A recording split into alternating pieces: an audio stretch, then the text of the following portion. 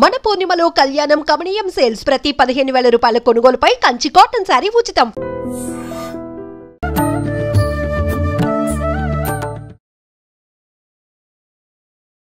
నమస్కారం, welcome to I dream. ధర్మ మార్గం విత్ విజిత కార్యక్రమానికి స్వాగతం. ప్రస్తుతం మనతో పాటు ఉన్నారు ప్రముఖ జ్యోతిష వాస్తు పండితులు శ్రీ విద్యా ఉపాసకులు శ్రీమతి జయప్రద గారు. ఇప్పుడు అమ్మతో మాట్లాడి మరిన్ని విషయాలు తెలుసుకుందాం.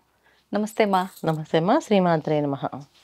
అమ్మ, మనకు మహాలయ పక్షాలు, పితృపక్షాలు అని చెప్పి అంటూ ఉంటాము. అయితే ప్రత్యేకించి ఈ మహాలయ పక్షాలు 15 రోజులు ఆచరించలేని వారు కనీసం మహాలయ అమావాస్య రోజైనా సరే పితృదేవతలకు కృతజ్ఞత తెలుపుకుంటే గనక మనకంతా మంచి జరుగుతుంది, వాళ్ళ అనుగ్రహం ఉంటుంది అని చెప్పి అంటూ ఉంటారు. మరి ఆ రోజున వాళ్ళకి మనం ఎలా కృతజ్ఞత తెలుపుకోవచ్చో వివరించండి.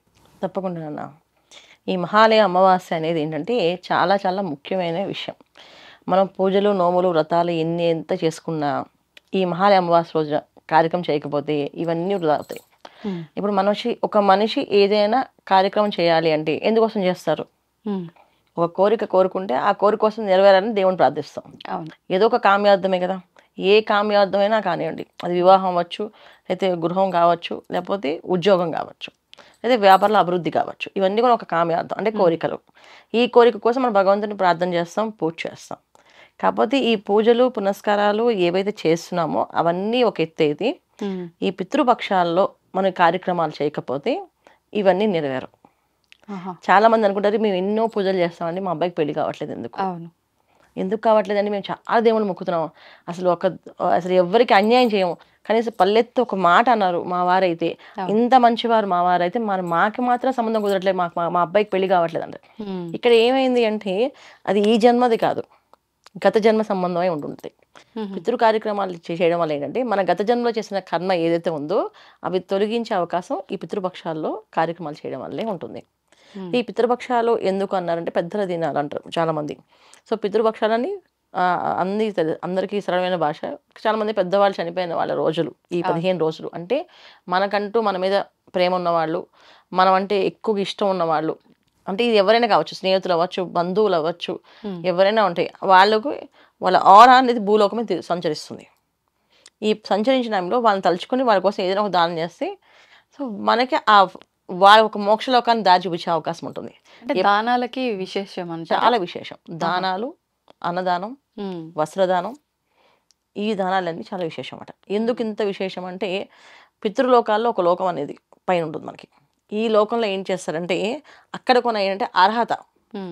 సో మీ ఇంట్లో వాళ్ళు ఎవరిని కనీసం మంచిగా పోయట్లేదు అని చెప్పి అంటారంట వాళ్ళని, అలా బాధపడతారంట. అలా వాళ్ళు బాధపడుతూ ఏంటి మా ఇంట్లో ఎవరు కొన్ని కనీసం మమ్మల్ని తలుచుకోవట్లేదు, మా గురించి బాధపడట్లేదు, మా గురించి ఏం అనట్లేదు, వీళ్ళు కనీసం మా పేరు చెప్పి ఎవరికి ఏమీ పెట్టట్లేదు అని వాళ్ళు బాధపడుతుంటే ఆ బాధ మనకి తగులుతుందంట. అలా ఎప్పుడైతే తగులుతుందో, ఎవరికైతే తగులుతుందో వాళ్ళ ఇంట్లో ఆస్తి నిలబడదు. చాలా మంది ఎంతో ఆస్తి సంపాదిస్తారు, ఆస్తితో పోతుంది. అలాగే వివాహాలు అవ్వవు, అలాగే వంశ అభివృద్ధి ఉండదు. అంటే వంశ అభివృద్ధి అంటే మగ సంతానం ఉండదు ఇంట్లో, అందరూ ఆడపిల్లలే పుడుతుంటారు. సో ఎందుకు ఇవన్నీ కారణాలు ఏంటంటే మనం వాళ్ళని తలుచుకోలేదు కనుక. మామూలుగా అయితే బ్రాహ్మణులు అయితే ప్రతిరోజు ఎవరైతే వాళ్ళ ఇంట్లో ఈ కార్యక్రమాలు అంటే పాడ్యం నుంచి మొదలై అమావాస్య వరకు వాళ్ళ తిథి కార్యక్రమంలో పిండ ప్రధానం కార్యక్రమం, ఆబ్దికము ఇవన్నీ చేస్తాం. ప్రతిరోజు బ్రాహ్మలు ఈ పితృపక్షాలు 15 రోజులు మధ్యాహ్నం కాలంలో తర్పణాలు వదులుతారు నువ్వులు నీళ్ళతోటి. సో ఇలా వదిలి వాళ్ళ కోసం శాంతులు ఎక్కడెక్కడ ఉన్నారు ఏదో నీళ్ళు ఇలా వదులుతామో ఈ నీళ్లు వాళ్ళకి మోక్షలోకానికి దారి చూపిస్తాయి. అలా నీళ్లు ఒక చుక్క నీళ్ళు వదిలేవాడు ఎవరైనా ఉన్నారా మీ ఇంట్లో అని అంటుంటారు మన పెద్దవాళ్ళు. అంటే దానికోసం వంశధారకు ఉండాలని అంటారు కదా. వంశం అనేది దానికోసం అన్నమాట. అంటే పిల్లవాళ్ళు పెద్దవాళ్ళు వాళ్ళ వంశం తరించాలంటే ముందు వీళ్ళ మనం గుర్తు చేసుకొని వీళ్ళ గురించి మనం చేయాలి. ఇప్పుడు బతుకున్నప్పుడే పెట్టట్లేదు చాలా మంది, వదిలేస్తారు వాళ్ళని. ఇంకా వాళ్ళు చనిపోతే ఏం పెడతారు అని అనుకుంటే ఇక్కడ ఏంటంటే ధర్మం ఎవరైతే ఆచరిస్తారో వాళ్ళకి భగవంతుడి అనుగ్రహం ఉంటుంది. ధర్మం ఎవరైతే తప్పుతారో భగవంతుడి అనుగ్రహం ఉండదు వాళ్ళకి. ఇప్పుడు మనం ఇంట్లో వాళ్ళకి ఏం చేయకుండా మనం బయట ఎన్ని కార్యక్రమాలు చేయండి మనకి కలిసి రాదు. చాలా మంది అంటారు మాకు మేము రావట్లేదని. ఇంట్లో పెద్దవాళ్ళని విసుక్కుని ఇంట్లో పెద్దవాళ్ళతో ఇష్టం వచ్చిన ఆన్సర్ మాట్లాడి వాళ్ళు చనిపోయిన తర్వాత వాళ్ళ గురించి పట్టించుకోవట్లేదు, వాళ్ళు వదిలేసాం. ఖచ్చితంగా మనకి అదృష్ట యోగాలు రావు, వస్తాయి అనుకోకూడదు, ఉన్నది పోతుంది కదా గ్యారంటీగా. ఇవన్నీ కూడా యథార్థంగా చెప్తే ఎవరికైనా బాధ అనిపిస్తుంది, కానీ యథార్థం చెప్పకపోతే ఎప్పుడు తెలుసుకుంటాం? అసలు ఎందుకు ఇలా జరుగుతుంది అని అంటే, పూజలు చేస్తున్నాం ఎందుకు దేవుడు ఇవ్వట్లేదు వరం అంటే, దేవుడు వరం ఇవ్వడానికి సిద్ధంగా ఉన్నారు. కానీ ఇక్కడ ఒక బాధ, శాపం ఉంది. దాని నుంచి బయటపడాలి. అన్ని జాతకాలు, పూర్వ జాతకాల్లో పితృశాపాలు, స్త్రీ దోషాలు తక్కువ ఉండేవి. అవును. కానీ ఇవాళ జాతకాలు చూస్తే ఎక్కువ ఉంటున్నాయి. ఒకప్పుడు అంటే జాతకం ఎప్పుడు ఒకేలా చూస్తాం కదా అని, కానీ అప్పట్లో చాలా తక్కువ ఉండేవి. ఏదైనా ఉంటే మహా ఉంటే ఒకే ఒక దోషం ఏది, మాంగళ్య దోషం ఉండేది. అది కుజదోషం. కుజదోషం ఒకటే బాగా కనిపిస్తుండేది పూర్వము. ఇప్పుడు చాలా దోషాలు కనిపిస్తున్నాయి. ఎందుకంటే ఇప్పుడు కలియుగాంతంలో అందరూ అలవాటు ఎలా అయిపోయిందంటే, పూజ, దీపం, నైవేద్యం అనేది ఒక వేడుక అయిపోయింది. ఫార్మాలిటీస్, వేడుక. అది పూజ విధానంగా, పూజ పద్ధతిగా, భక్తి శ్రద్ధగా చేద్దాం లేదు. ఇప్పుడు మన వరలక్ష్మి వ్రతం తీసుకుంటాం, ఒక వేడుకగా అలంకరణ చేసి అవన్నీ వీడియోస్ తీసి పోస్ట్ చేసి ఇవే చేస్తుంది తప్ప దాంట్లో భక్తి, అమ్మవారి అనుగ్రహం, పూజ అవి శ్రద్ధగా చేసే బాధ్యత ఇవన్నీ ఎక్కడ ఉంటాయి? ఇది బాగుందా అది బాగా చూసుకుంటాం కదా. అక్కడితో మనకి చేసిన హంగామా చేసిన దానికి వేరే రిజల్ట్, కానీ శ్రద్ధగా చేసిన దానికి వేరే రిజల్ట్. ఇవన్నీ ఎలా చేస్తే భగవంతుడు కన్సిడర్ చేస్తారు. నువ్వు కష్టపడ్డావు కదా, సరే నువ్వు నన్ను భక్తిగా కొలిచిన గొప్పైనా నువ్వు నన్ను అలంకరించావు కనుక దానికి కూడా మనం ఇస్తాడు ఆయన. అంత భగవంతుడు అంత గొప్పవాడు. అయితే ఇక్కడ పితృదేవతలు మాత్రం అలా కాదు. నువ్వు కనీసం తలుచుకొని, మమ్మల్ని తలుచుకొని కాసేపు పిండ ప్రదానం చేయడం, లేదా వస్త్రదానం చేయడం, లేదా అన్నదానం చేయడం వాళ్ళ పేరు చెప్పి. ఈ మహాలయ అమావాస్య రోజున వేద బ్రాహ్మణులకి, వేద పండితులకి ఎక్కువగా దానం చేస్తే చాలా మంచిదన్న, చాలా విశేషం వాళ్ళ తరఫున. ఎందుకంటే మనకి వేరే అవకాశాలు ఎప్పుడు కూడా ఏంటంటే, బయట ఎక్కడ చేసినా ఎంత చేసినా ఇది చేస్తే చాలా ఉత్తమం అనమాట. ఇవి దొరకరు, జనరల్గా దొరకరు. ఎందుకంటే చాలా తక్కువ మంది తీసుకుంటారు ఈ పితృ దానాలు కానీ చేసుకోండి. స్వయం పాకాలు ఎక్కువగా ఇవ్వడం చాలా విశేషము. స్వయం అంటే అంత స్తోమత లేదంటే స్వయం పాకం ఇవ్వండి. ఉంది మంచిగా చేయండి, చాలా బాధ్యతగా. అంటే వరలక్ష్మి వ్రతం మనం ఏదో వ్రతాలు, పూజలు, పెళ్ళిళ్ళు ఎంత వేడిగా చేస్తామో, ఈ మహాలయ అమావాస్య రోజున అన్నదానం ఎక్కువగా చేయండి. అన్నదానం అయ్యే ఖర్చు బ్రాహ్మణులు చేస్తాను అంటే, వేద పండితులు చేస్తానంటే ఏదైనా ట్రస్ట్కి వాటికి పంపించండి, చేయించండి. వాళ్ళ పేరు చెప్పి, మా నాన్నగారి పేరు, మా అమ్మగారి పేరు, లేకపోతే మా తాతగారి పేరు, మా బాబాయ్ పేరు, మా పెద్దమ్మ పేరు అని చెప్పి ఇలా పేరు చెప్పి ఇవ్వండి. చాలా విశేష ఫలితం ఉన్నది. అన్నదానం జరిగి వాళ్ళు అన్నదాత సుఖీభవ అంటే వాళ్ళు ఏదైతే అవకాశం, ఇప్పుడు ఏంటంటే మోక్షలోకాలకు వెళ్ళాలంటే ఈ అవకాశం పట్టినది ఇలా నీళ్ళు వదులుతారు వాళ్ళు, ఆ నీళ్లు మోక్షలోకాన్ని దారి చూపిస్తాయి. సో ఎవరైతే ఈ అన్నం పెట్టారో ఆ నీళ్ళు ఆ పితృదేవతలకు వెళ్తుందన్నమాట. సో ఇప్పుడు ఎవరో డబ్బులు ఇచ్చారు, వీళ్ళు వంట చేసి పెట్టారు, ఈ వంట చేసినందుకు ఫలితం వస్తుంది వీళ్ళకి, వడ్డించిన వాళ్ళకి ఫలితం ఉంటుంది, ఇచ్చిన వాళ్ళకి ఫలితం ఉంటుంది. సో ఇచ్చిన వాళ్ళకి ఎక్కువ ఫలితం ఉంటుంది, వండిన వాళ్ళకి సగం ఫలితం ఉంటుంది, వడ్డించిన వాళ్ళకి కొంత భాగం ఫలితం ఉంటుంది, కానీ మొత్తానికి ఫలితం ఉంటుంది. ఇప్పుడు ఏదైనా ఎంత ఫలితం ఉన్నా సరే, ఒక దేవతని మనం పంపించాం, ఒక పితృదేవతని మనం పంపించాం మోక్షలోకానికి, మన ఇంట్లో ఏం జరుగుతాయి? వివాహాలు అవుతాయి, సంతాన భాగ్యం కలుగుతుంది, ఆస్తి నిలబడుతుంది అండి, సొంత ఇల్లు కొనుక్కోగలుగుతాం. చాలా మంది ఇల్లు కొనుక్కునే చిన్న బాధలు, కష్టాలు పడుతుంటారు. అలాంటి లేకుండా మంచి శుభమైన లక్ష్మీప్రదమైన ఇల్లు దొరుకుతుంది, ఆ ఇంట్లో వెళతాం, అక్కడి నుంచి అభివృద్ధి ఉంటుంది. ఇలాంటి అభివృద్ధి జరిగే అవకాశాన్ని ఈ మహాలయ అమావాస్య రోజున చేసుకోవాలి. ఇప్పుడు మిగతా రోజులు తెలియని వాళ్ళకి అమావాస్య రోజు చేసుకోవచ్చు. ఈ అమావాస్య రోజున ఎక్కువగా వేద బ్రాహ్మణులకి, వేద పండితులకి చేయండి, చాలా చాలా విశేష ఫలితాలు మీకు అందుతాయి. ఇప్పుడు ఈ తర్పణాలు చేయడము ఇవన్నీ కూడా ఎక్కువగా మగవారే చేయాలని అంటూ ఉంటారు. మరి మగవారు లేకుండా ఆడపిల్లలే ఉన్న వాళ్ళ పరిస్థితి ఏంటమ్మా? బ్రాహ్మణులతో చేయించాలంటారా? ఏ రకంగా? అంతే, బ్రాహ్మణు ఒక సహాయం పెట్టుకొని చేయించుకోవాలి కంపల్సరిగా. జనరల్గా ఆడపిల్లలే ఉన్నారు అంటే ఖచ్చితంగా చెప్తారు అక్కడ సహాయం పెట్టుకొని చేసుకోవాలని చెప్పేసి, కానీ ఆడవాళ్ళు చేయకూడదు, వాళ్ళు చెప్పి చేయించుకోవచ్చు. ఓకే, ఇది శాశ్వతంగా చేయించుకుంటే చాలా విశేషం అన్న. ఒకళ్ళు చేయించే పరిస్థితి లేకపోతే ఇలా అన్నదానం చేయించండి. ఆ రోజు తిథి తెలుసు మాకు, ఈ రోజు పలానా రోజు చనిపోయారు, నాకు ఈ తిథి తెలుసు, ఆ తిథి రోజు అన్నదానం చేయించండి. ఓకే, శుభ్రంగా అన్నదానం చేసి అన్ని వస్త్రదానం చేయండి. పోనీ అన్నదానం, వస్త్రదానం చాలా విశేష ఫలితం.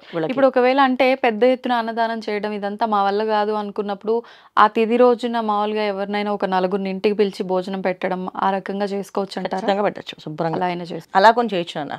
బంధువుల్ని పిలిచి, అందరిని పిలిచి ఆ రోజు అందరికన్నా పెద్దవాళ్ళు ఎవరుతున్నారు వాళ్ళకి వస్త్రాలతో సహా అన్నదానం చేస్తే చాలా విశేష ఫలితం.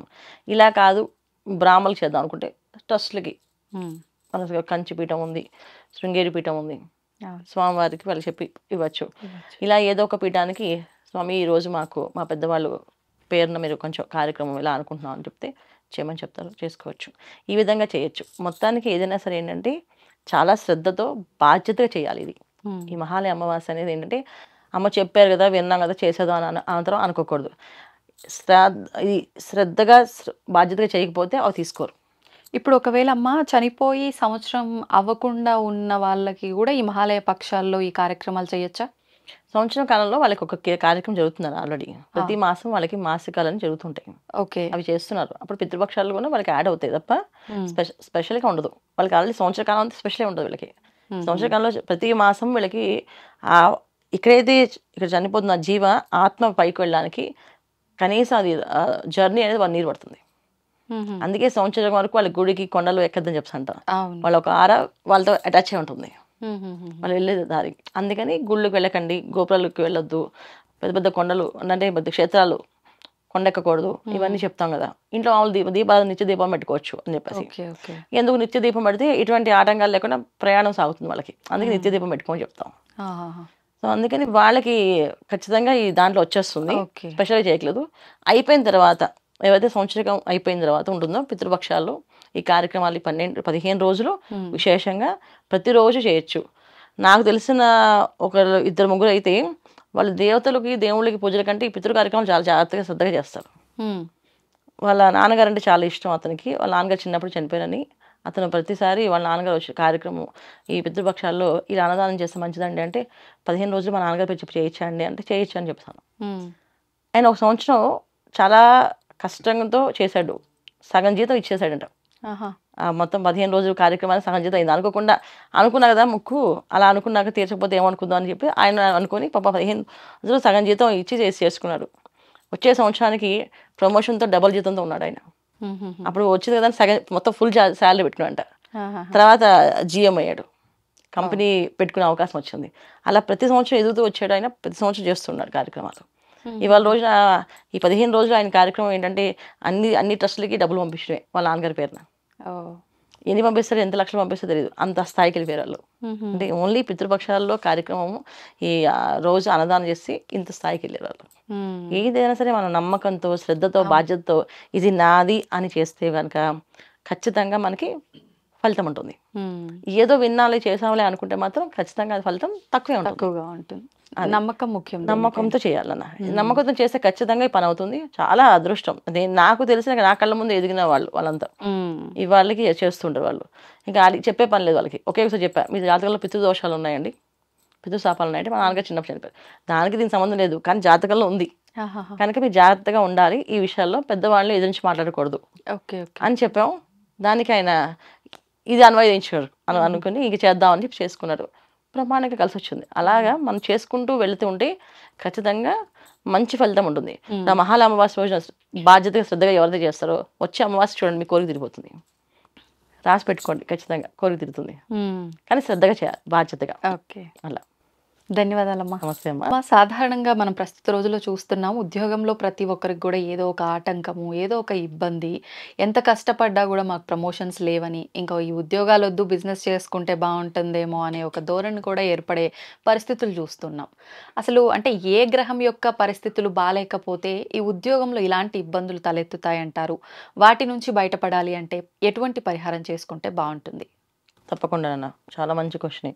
ఎందుకంటే అధికారంతో కూడిన పోస్ట్ ఏదైనా మనకు కావాలి అంటే ఒక అధికారం కావాలి. ఒక ఉద్యోగం అంటే ఒక అధికారమే మనకి. అది ఏ ఉద్యోగమైనా కానీ అది ఒక దాంట్లో ఒక అధికారం. ఈ అధికార స్థాయి అనేది ఉండాలి, నిలబడాలి. అది చాలా తరచుగా మారకుండా ఒకే స్థాయిలో ఎదుగుతూ దాంట్లోనే హై లెవెల్లో వెళ్ళాలి అంటే ఖచ్చితంగా వీళ్ళకి జాతకరీత్యా చాలా బలమైన గ్రహస్థితి ఉండాలి. జాతకంలో బలమైన గ్రహస్థితి ఏంటి అంటే రవి భగవానుడు ఒక గ్రహస్థితి. సో ఎప్పుడైతే రవి బలంగా ఉంటారో ఖచ్చితంగా వీళ్ళకి అలాంటి అధికారం వస్తుంది. చాలా మంది చిన్న వయసులో ఉద్యోగం చేసి సంపాదించేసుకుని ఉన్నత స్థాయికి వెళ్ళిపోతుంటారు. దానికి కారణం రవి యొక్క కారకత్వం అన్నమాట. సో రవి బలం బాగా ఎక్కువగా ఉంటే ఖచ్చితంగా మంచి స్థాయిలో మంచి ఉద్యోగాల్లో నెంబర్ 1 పొజిషన్లో ఉంటారు వాళ్ళు. ఎప్పటికీ ఉన్నాం వాళ్ళు ఉండడమే కాకుండా 10 మందిని తీసుకెళ్ళగలుగుతారు. అలాగా లీడర్షిప్ క్వాలిటీస్ని డెవలప్ చేసే ఎక్కువగా లక్షణం ఇది. సో జాతకరీత్యా గ్రహం రవి బలం తక్కువ ఉన్న వాళ్ళకి ఉద్యోగాలు తరచూ మారుతూ ఉంటారు. ఉద్యోగ స్థిరత్వం ఉండదు. ఉద్యోగం కోసం ప్రయత్నం చేసినా ఉద్యోగం రాదు. గవర్నమెంట్ కోసం ఎంత ప్రయత్నం చేసినా రాకుండా ఎంతకంటే లాస్ట్ ఆ టైం అయిపోయే వరకు ప్రయత్నం చేస్తూనే ఉంటారు. ఎందుకంటే రవి అనుగ్రహం లేదు వాళ్ళకి, కానీ ఆ తాపత్రయం మాత్రం ఉంటుంది వాళ్ళకి. గవర్నమెంట్ సంపాదించాలి, గవర్నమెంట్ సంపాదించాలి అని చెప్పేసి. అందుకని అలా తిప్పుతూ ఉంటుంది ఈ జాతకంలో. సో ఇలాగ దోషాలు ఉన్న వాళ్ళకి కాస్తంత ఇబ్బంది ఎక్కువగా ఉంటుంది. వీళ్ళు కొంచెం పరిహారం చేసుకుంటే రవి ఒక అనుగ్రహం కలుగుతుంది. ఇప్పుడు గవర్నమెంట్ కోసం సంపాదించి అది ఉద్యోగమే కాదు, ఏ పదవి అయినా సరే. ఇప్పుడు రాజకీయంలో పదవి కావాలి, అది ఉన్నతమైన పదవి కావాలి, ఖచ్చితంగా రవి భగవాన్ ఒక అనుగ్రహం కావాలి. అలాగే ఒక వ్యాపారంలో అభివృద్ధి కావాలి, దాంట్లో ఏకగ్రీవంగా వీళ్ళే ఎన్నుకోవాలి, అంటే వీళ్ళే ఉండాలి ఎప్పటికీ, అంటే మంచి స్థాయిలో కాంపిటీషన్లో లేకుండా వీళ్ళే మంచి ప్లేస్లో ఉండాలి. దానికి కూడా రవి ఒక అనుగ్రహం ఉండాలి వీళ్ళకి. సో వీళ్ళకి పరిహారం ఏంటంటే ప్రతిసారి వీళ్ళు చేసుకోవాల్సింది ఏంటి, చాలా జాగ్రత్తగా చేయాలి ఇది. ఇంక రవి భగవాన్ అన్నప్పుడు ఏమవుద్దంటే ఆయన చాలా ఒక విధంగా చెప్పాలి అంటే ఆత్మాభిమానం ఎక్కువగా ఉండే గ్రహం అనమాట. అదే సింహరాశి తీసుకోండి, దీనికి అధిపతి రవి అధిపతి దానికి. ఈ సింహరాశి వాళ్ళకి అందరూ ఎలా ఉంటారంటే వీళ్ళు స్టబాన్ మైండ్తో వాళ్ళు నచ్చినట్టుగా అలా అల్లుకొని అలా ఉంటారు. ఎక్కువ ఎక్స్ట్రీమ్కి వెళ్ళరు, అలాగని లో లెవెల్ దిగరు, మీడియం లెవెల్లో మనకు ఆల్రెడీ తెలుసు మన స్థాయి, మనం అంత మించి వెళ్ళకూడదు, మాట్లాడకూడదు, ఆ లెవెల్లో ఉంటారు. ఎందుకంటే దీని తత్వం ఏంటంటే అక్కడికి రవి కారకత్వం నుంచి వచ్చింది. ఆత్మాభిమానం చాలా ఎక్కువగా ఉంటుంది వీళ్ళకి. ఈ ఆత్మాభిమానం ఎక్కువగా ఉంటుంది కనుక మనం చేసే పని ఏదైనా శ్రద్ధగా చేయకపోతే ఆత్మాభిమానం దెబ్బతింటే ఇంకేం విషయం చేయరు వాళ్ళు. ₹1,00,00,000 ఇస్తాను అన్న సరే నా ఆత్మాభిమానం దెబ్బతింది, నేను రాను. అలాగే ఇప్పుడు ఇక్కడ పరిహారం కొన్ని ఏంటంటే, సో రవి యొక్క కారకత్వం ఎలా ఉంటాయంటే, రవి గ్రహాన్ని మనకు అనుకూలంగా కావాలి, ఆయనకి అనుకూలంగా మనం చేయాలి అంటే ఏం చేయాలంటే కొంచెం జాగ్రత్తగా శ్రద్ధగా బాధ్యతగా చేయాలి. ప్రతి మాసంలో సప్తమి తిథి రోజున రుద్రాభిషేకం చేయించుకోవడం, ఇంట్లో రుద్రాభిషేకం చేయించుకోవడం. అధికారం కావాలి, రాజకీయాల్లో అధికారం కావాలంటే ఇంట్లో ప్రతి మాసంలో సప్తమి తిథి అంటే ఏంటంటే మనకి ఎలా తీసుకోవాలంటే అమావాస్య తీసుకోండి. అమావాస్య గుర్తుంటుంది జనరల్గా, అమావాస్య నుంచి 8వ రోజు వస్తుంది. అమావాస్య 1, తర్వాత పాడ్యమి, విదియ, తదియ, చవితి, పంచమి, షష్ఠి, సప్తమి. ఈ సప్తమి రోజు ఖచ్చితంగా విశేషంగా రవిగ్రహానికి సంబంధించిన అరుణపారాయణం చేయించుకోవచ్చు, లేదా రుద్రాభిషేకం చేయించవచ్చు. ఈ 2 కార్యక్రమాలు చేయించిన వాళ్ళకి ఖచ్చితంగా ఇలా సప్తమ అంటే 7 వారాలు చేయగానే 7 మాసాలు అంటే 7 సప్తమ తిథులు అంటే 7 మాసాలు అవుతాయి, అంటే 7 నెలలు అవుతాయి. ఈ 7 మంత్స్ ఎవరైతే చేస్తారో ఖచ్చితంగా వాళ్ళకి ఆ పని నెరవేరుతుంది, ఆ కోరిక తీరుతుంది. కాకపోతే శ్రద్ధగా బాధ్యతగా చక్కగా చేసుకోవాలి. చేయమన్నారు చేస్తున్నాను కాదు. ఈ చేసినంత కాలము ప్రతిరోజు సూర్య భగవానికి నమస్కారం చేయాలి. ప్రతిరోజు పొద్దున్నే సూర్యోదయానికి పూర్వం నిద్ర లేవాలి, సూర్యుడికి నమస్కారం చేయాలి, సూర్యుడికి అర్ఘ్యం వదలాలి. ఇవి చేస్తూ సప్తమి తిథి రోజు మాత్రం ఇంట్లో అభిషేకం చేయించుకోవాలి. ప్రతి సప్తమి తిథి రోజున అభిషేకం చేయించుకుంటుంటే వీళ్ళకి చాలా అదృష్ట యోగం ఉంటుంది. దీన్ని శుక్ల సప్తమి అంటాం. అంటే 2 సప్తములు వస్తాయి ప్రతి మాసం మనకి, శుక్ల సప్తమి, బహుళ సప్తమి. ఈ శుక్ల సప్తమి రోజు చేయించిన విశేష ఫలితం వీళ్ళకి ఉంటుంది. అంటే మాసంలో ఒక సప్తమి రోజు వీళ్ళు చేయిస్తారు.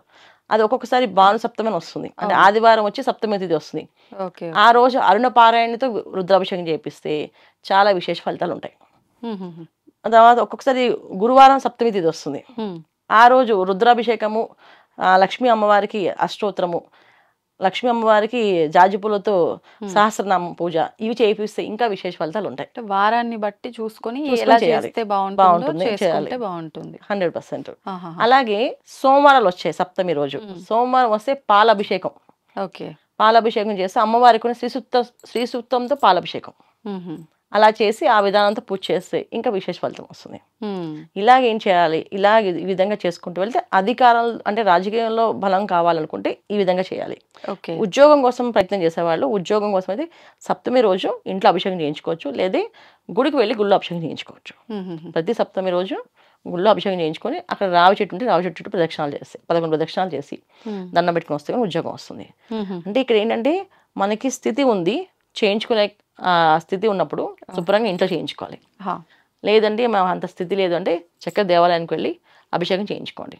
ప్రదక్షిణాలు 11 ప్రదక్షిణాలు చేయండి, రావి చెట్టు చుట్టూ 11 ప్రదక్షిణాలు చేయండి. ఇది కూడా సప్తమి రోజు, సప్తమి రోజున ప్రతి సప్తమి ఇలా 7 సప్తములు చేస్తుంటే 7 నెలలు చేస్తే ఖచ్చితంగా 8వ నెలకు వాళ్ళకి మంచి శుభవార్త ఖచ్చితంగా వచ్చేస్తుంది. అది ఉద్యోగం కోసమైనా, అలాగే వ్యాపారంలో అభివృద్ధి కోసమైనా, అలాగే రాజకీయాల అధికారం కోసమైనా సరే ఇది పరిహారం చేసుకుంటే మాత్రం చాలా చాలా విశేష ఫలితం అన్నమాట. ధన్యవాదాలమ్మా. నమస్తే అమ్మా. శ్రీమాత్రే నమః. And for more videos, Please subscribe to iDream. Please subscribe to iDream. Please subscribe iDream. And please subscribe to iDream. For more videos, subscribe to iDream.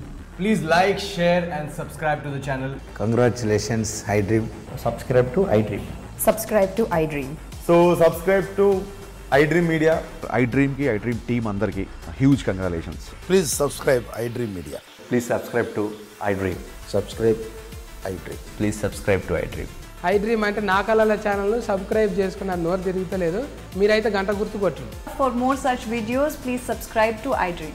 Subscribe to iDream. Please subscribe to iDream. Please subscribe iDream Media. Please do subscribe to iDream. Please subscribe to iDream Media. For best entertainment and information, please subscribe iDream. And don't forget to subscribe to iDream.